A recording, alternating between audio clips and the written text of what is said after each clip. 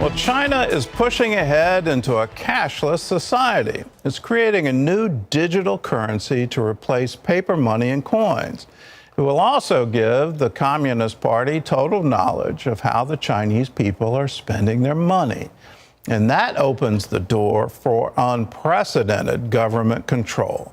George Thomas has the story.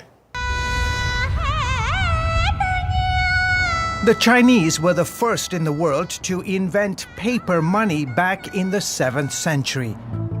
Now, more than 1,400 years later, China is again on the cusp of creating a new form of government currency that some say could pose a serious economic threat to America and the West. China is about to launch one of the most revolutionary financial projects in the world. They're not cryptocurrencies.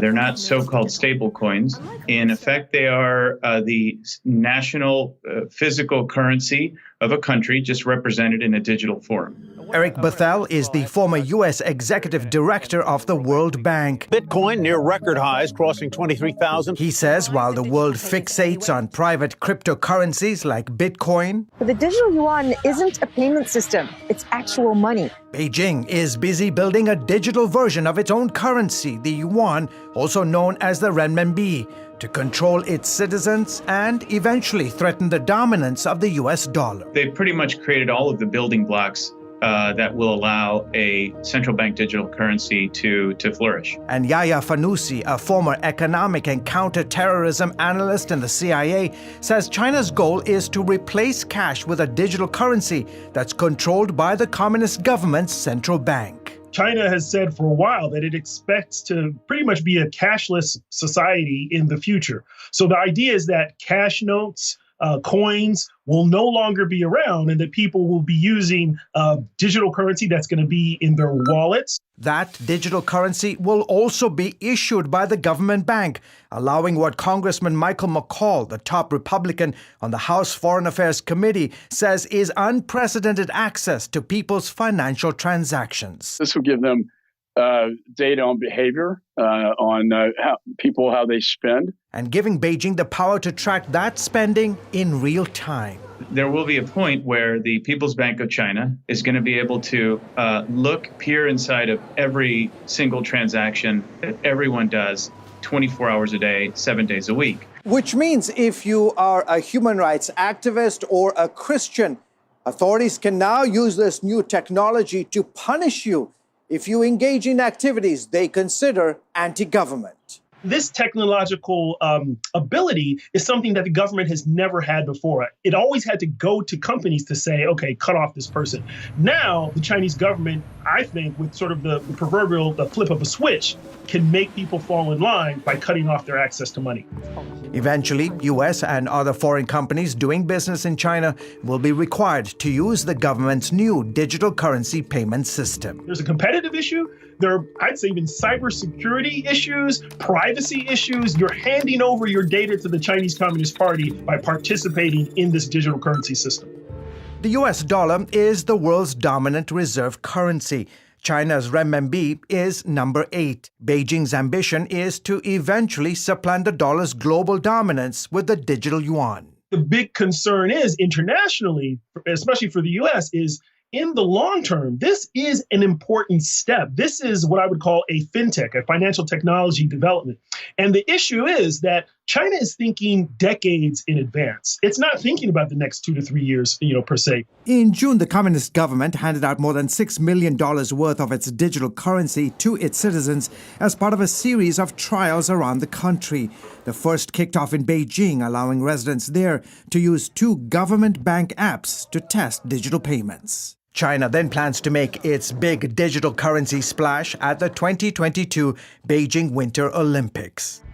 Now that the world's largest authoritarian regime has launched this first-of-a-kind sovereign digital currency, some in the U.S., like Congressman Mike Waltz, worry Beijing will use this form of payment to also skirt economic sanctions. The Chinese government convinces countries like Burma, Iran, North Korea, and others to do business in that Chinese digital currency. It will also allow China and those countries to work around one of our most powerful tools, which is sanctions. Based on history, Waltz believes China is only too happy to share the technology with other rogue regimes that seek to enhance their own surveillance capabilities over their citizens. So that those other countries in Africa, the Middle East, and elsewhere can dominate their people in line with the Chinese version of government. But that data then comes back to Beijing so that they will literally, through facial recognition, be able to monitor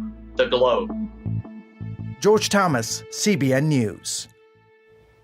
Well, if you've ever wondered about some passages in the Bible, how can a government restrict the population so that you cannot buy or sell unless you have a particular mark?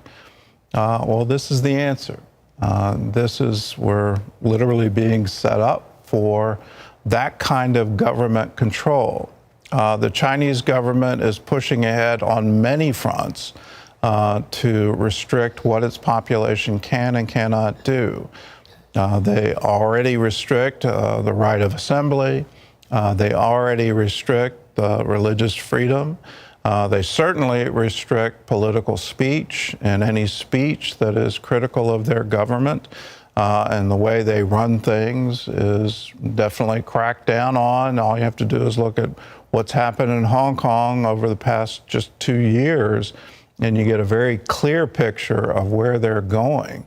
But they want to control, and they're doing it right now with social media scoring, where if you don't score a particular way, you're not allowed to travel. That's already in place. But just imagine a government that if you step out of line, they can now turn off all your money and do it instantly. So you cannot buy or sell. You don't have the right in the marketplace to participate anymore. That's what digital currency allows a government to do. And if you think it's just going to happen in China, think again. The Federal Reserve already has a study group looking at a digital currency for the United States. Why are they doing that? Because they're afraid China will usurp the U.S. and become the world currency. That digital currency is taking over.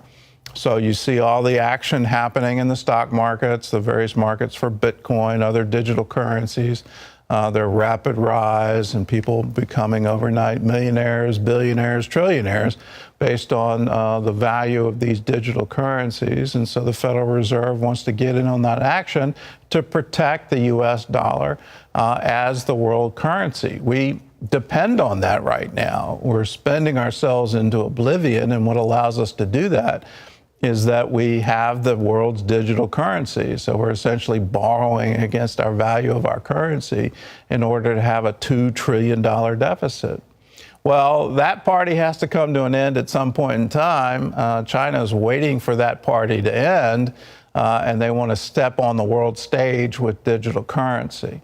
Unfortunately, at the end of that, you and I will now be subject to a government that may not agree with your opinions, may not agree with your religion, may not agree with the people you hang out with, and they would absolutely restrict your access to that digital currency in an effort to control you.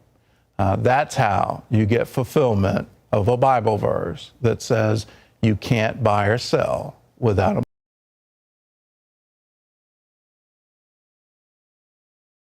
An important report about what's happening to religious freedom in China. Bob Fu is a Chinese-American pastor who founded China Aid, which provides legal aid to Christians in China.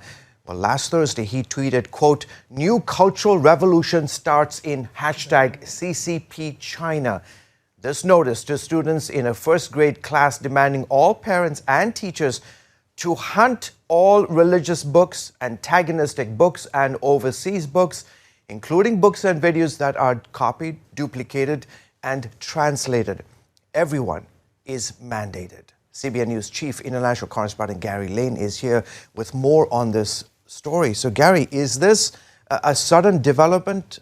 Why is it happening now? Well, you know, the Chinese Communist Party's modus operandi is to indoctrinate all students into the Chinese Communist Party way.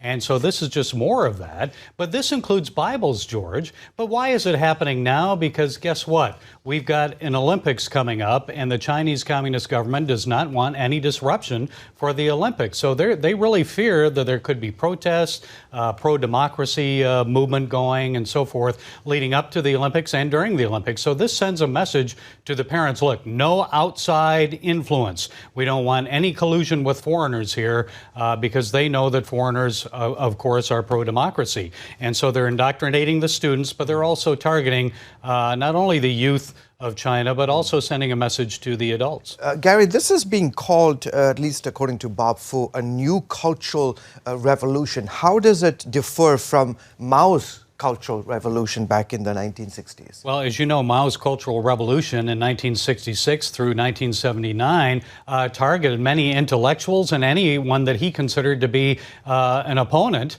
of communism. And so it was very violent back then. He had gangs, youth gangs that rounded up people, and they were thrown in prison. There were massacres.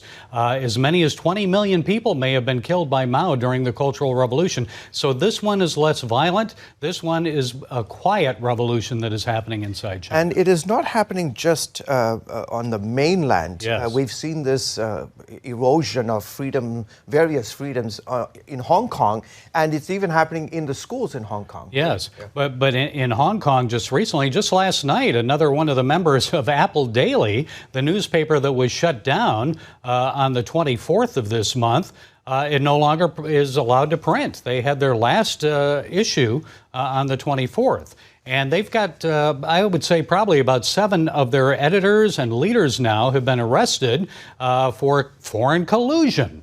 And one of them, of course, the founder, Jimmy Lai, you know Jimmy Lai, he was also arrested. So this is very serious. The pro-democracy newspaper, the lone voice, remaining voice of democracy in Hong Kong, the editors rounded up, the founder imprisoned, and no more printing in Hong Kong. So this really, George, shows that the Communist Party is fully in control there. They also appointed some new leadership there in Hong Kong, security, police commissioner, and so forth. And this is very disturbing because, you know, Hong Kong was supposed to be transferred back to China, you know, the 50-year rule, and they stepped in last year, 2 years ago, and cracked down severely, right? Yes, and they're very concerned about the pro-democracy movement there, and that's why they're cracking down.